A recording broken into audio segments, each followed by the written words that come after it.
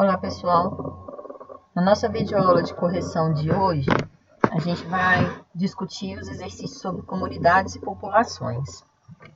O primeiro exercício que eu queria corrigir com vocês é o exercício de aprendizagem número 7, lá da página 69.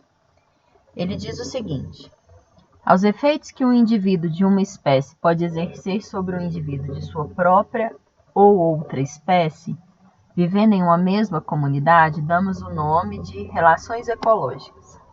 Classifique as relações ecológicas a seguir em intraespecíficas ou interespecíficas e em harmônicas ou desarmônicas. Então, para fazer isso, vocês tinham que conhecer as relações ecológicas e saber o conceito do que é uma relação harmônica, do que é uma relação desarmônica, o que seria intraespecífico, o que é interespecífico. Competição é uma relação desarmônica e ela pode ser intraespecífica ou interespecífica. Então, dois seres de uma mesma espécie podem competir por alimento, por espaço, por fêmea, e seres de espécies distintas geralmente vão competir por espaço ou alimento. No predatismo, é uma relação desarmônica, em que você necessariamente tem a figura do predador e da presa. E é uma relação, então, interespecífica. Protocooperação seria uma relação harmônica, porque ambos os indivíduos envolvidos são beneficiados. Mas não se esqueçam que protocooperação não é uma relação obrigatória. E ela é uma relação que se estabelece entre seres de espécies diferentes, por isso interespecífica. Canibalismo é uma relação desarmônica e ela acontece dentro da mesma espécie. E geralmente o que pode explicar o canibalismo ou é a carência de alimentos ou então a necessidade de formação de reserva, geralmente da fêmea, para garantir a subsistência da sua prole. Parasitismo é uma relação desarmônica que vai acontecer necessariamente entre espécies diferentes. Inquilinismo seria uma relação harmônica, em que eu tenho uma espécie beneficiada e para outra essa relação é indiferente, e é uma relação, então, entre espécies distintas. Colônia é uma relação harmônica, no qual existe ali uma junção, física entre os indivíduos que compõem essa colônia, e é uma relação que acontece dentre os indivíduos de uma mesma espécie. O exercício número 8 da página 69, ele pede para vocês analisarem os gráficos a seguir. No primeiro gráfico, a gente consegue perceber o tamanho da população ao longo do tempo. E a gente tem uma população em vermelho e uma população achurada em azul. O que dá para perceber de cara nesse gráfico? À medida que a população de vermelho diminui, a de azul aumenta. A de azul aumenta à medida que vermelho aumenta. E assim sucessivamente, Vermelho diminui, azul aumenta. Azul diminui, vermelho aumenta. Já no gráfico 2, eu percebo o seguinte: número de indivíduos ao longo do tempo, se eles estiverem sozinhos ou se eles estiverem unidos. Para o indivíduo vermelho, em F, o número de indivíduos é esse e é um pouco maior quando eles são criados isoladamente. Na condição de unidos, nós percebemos que para E é indiferente e F aumenta substancialmente o número de indivíduos, Então, o gráfico 1 vai mostrar um determinado tipo de relação ecológica e os gráficos em 2 representam um outro tipo de relação ecológica, Então, o predatismo participa diretamente do controle populacional, equilibrando a população de presas, como pode ser observado no gráfico 1. Já o inquilinismo, apenas uma espécie é beneficiada, no caso a F, e a outra não acarreta benefícios nem prejuízos, é o que a gente observa em E, como pode ser observado nos gráficos do item 2. Então, os gráficos 1 e 2 correspondem, respectivamente, a relações ecológicas de predatismo e inquilinismo, né? O gabarito seria a letra A. O exercício número 10 da página 73, ele também tem um gráfico. Analise o gráfico a seguir, que mostra a curva de crescimento de uma determinada espécie em um ecossistema. Então, eu tenho o número de indivíduos ao longo do tempo, e tenho duas curvas, uma que ele chamou de A e uma que ele chamou de B. Relacione as curvas A e B, indicando o que cada uma representa. A curva A, ela representa o potencial biótico de uma espécie, isso é, o crescimento populacional teórico de uma espécie, sem qualquer tipo de resistência. Então, se não houver nenhuma resistência ambiental, todas as espécies tenderiam a crescer assim, ó, né? Acentuadamente. Entretanto, em um ecossistema, um conjunto de fatores opõe-se ao crescimento da população. Esses fatores constituem a resistência ambiental e originam a curva B, que representa o crescimento real dessa população. Então, à medida que esses fatores de resistência ambiental surgem, eu tenho uma tendência a desviar essa curva para a direita, ganhando o perfil da curva B, que é uma curva que representa o crescimento real da população.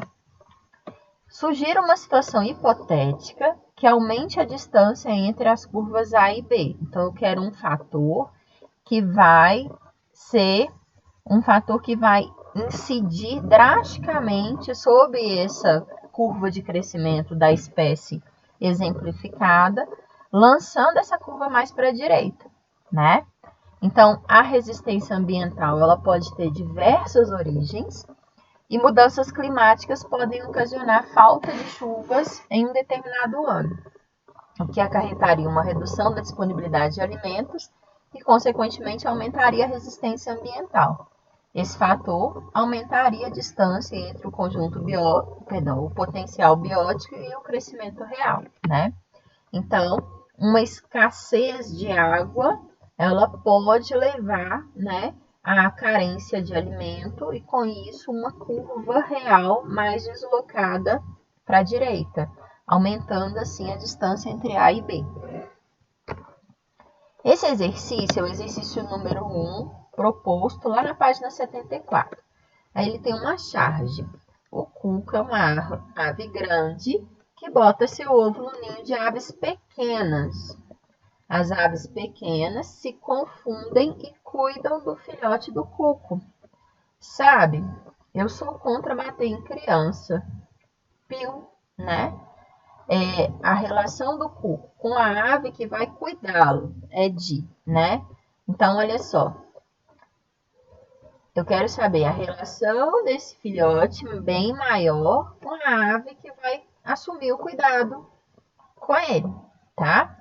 Então, olha só. A estratégia de reprodução da ave cuco, representada na tirinha, é um tipo de parasitismo, chamado também de parasitismo de ninho ou nidoparasitismo.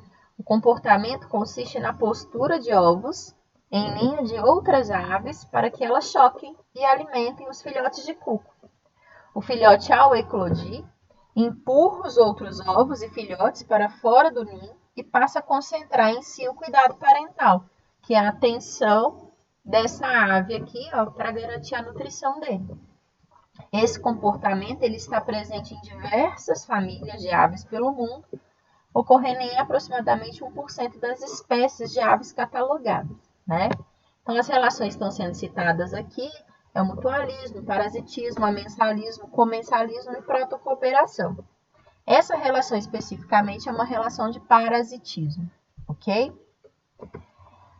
O exercício 2, também da página 74, é um exercício da Sesgran Rio, e ele faz o seguinte, ó. A figura a seguir mostra uma maneira peculiar de pequenos peixes chamados rêmoras se deslocarem de um lugar para outro, fixados por uma ventosa cefálica na região ventral de um tubarão.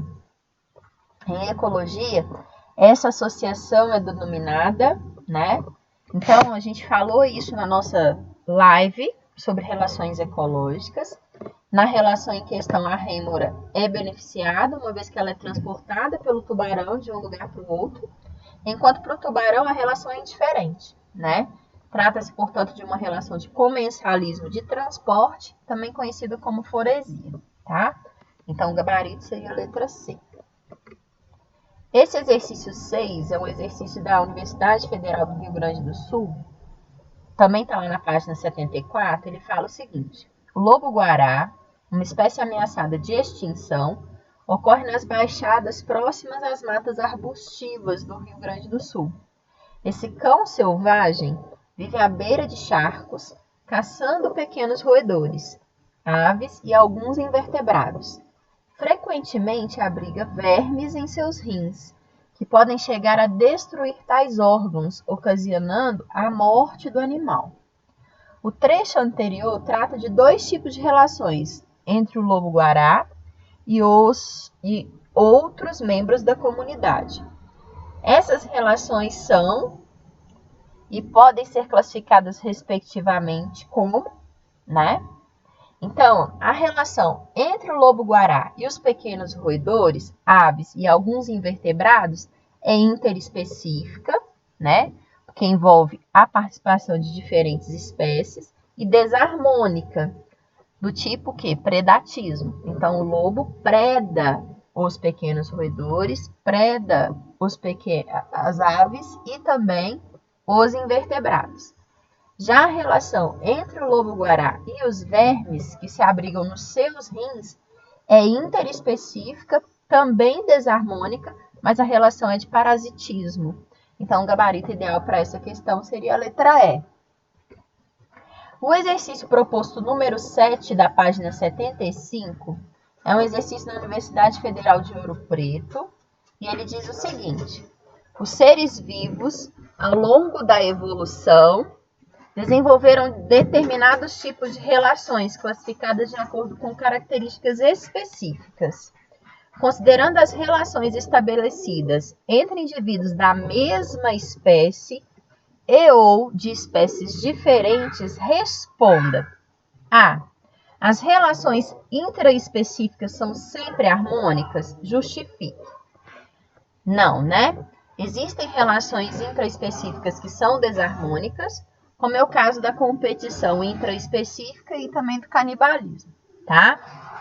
B. Cite dois tipos de relação desarmônica que podem ocorrer entre indivíduos de espécies diferentes.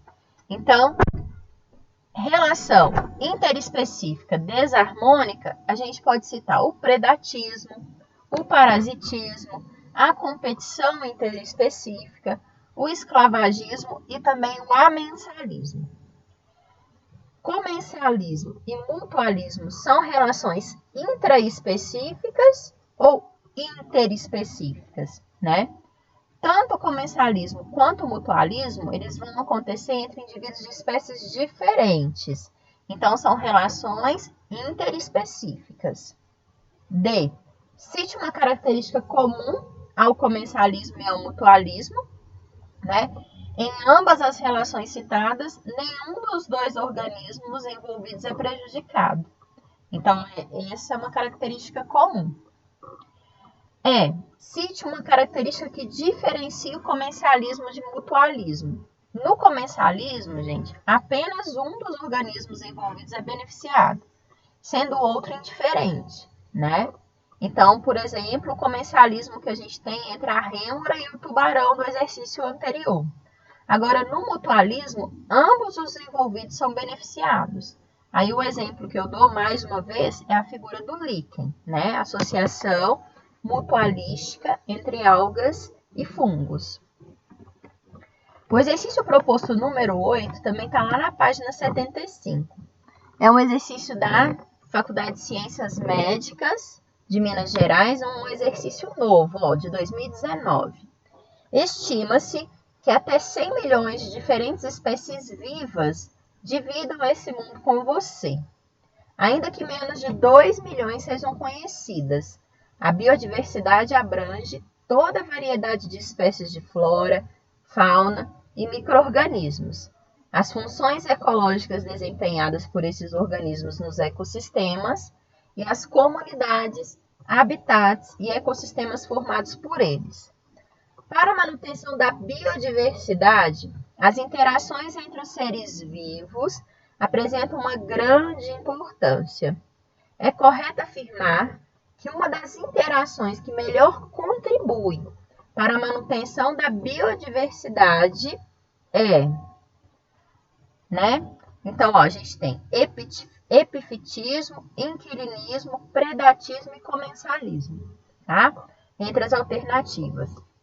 Bem, ele quer saber a interação que melhor contribui para a manutenção da diversidade. Essa relação seria o predatismo, né? Por quê? Porque a manutenção da biodiversidade, ela depende, entre outros fatores, do equilíbrio populacional.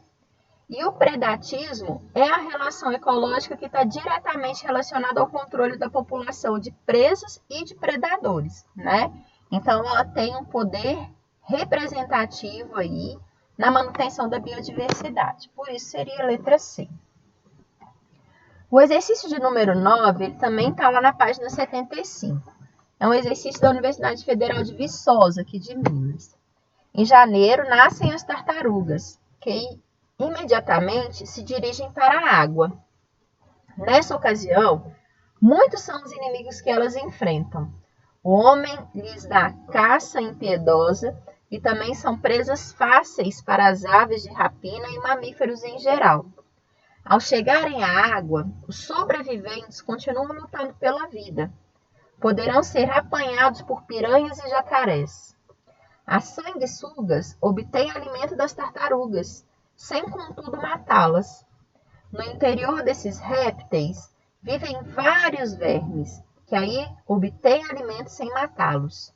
Micro-organismos aí vivem e ocasionalmente podem causar-lhe a morte. Ao morrer dessa maneira, ou por um acidente qualquer, a tartaruga se transforma em alimento para os sapróvoros. Outros animais também se alimentam dos mesmos frutos procurados pelas tartarugas. Um exemplo é o gambá, embora o seu alimento preferido seja carne. Alguns morcegos frugívoros, por excelência, também utilizam o mesmo alimento que as tartarugas, mas são presas de gaviões e até de coatis, que, reduzindo o número daqueles animais, relacionam-se com a tartaruga indiretamente. Considerando apenas as informações fornecidas pelo texto, cite dele 2 exemplos de parasitismo, né? Então, o parasitismo ele consiste em uma relação na qual um organismo obtém recursos do outro sem causar sua morte. Então, os exemplos que eu dou aqui são as sanguessugas com as tartarugas e os vermes e as tartarugas, e vocês também poderiam citar os micro-organismos e as tartarugas, tá? Eu quero competição interespecífica. Então, a competição interespecífica, ela ocorre entre organismos de espécies diferentes. Então, a gente pode falar da competição entre os gambás e as tartarugas, e também aquela que acontece entre os morcegos e as tartarugas. E 2 relações de predatismo. O predatismo é uma relação desarmônica, na qual um organismo se alimenta do outro, causando sua morte. Então, os exemplos são o gavião e o morcego, ou o coati e o morcego, ou a ave de rapina e a tartaruga, a piranha e a tartaruga, ou então o jacaré e a tartaruga, né? Então, é extremamente importante que vocês consigam identificar essas relações ecológicas nesse texto, tá? E é importante também que vocês se atentem que a questão pediu 2 exemplos para vocês responderem, né, a questão de maneira completa. Ok, então, pessoal, com isso a gente chega ao final da nossa aula de correção. Até a próxima oportunidade, então.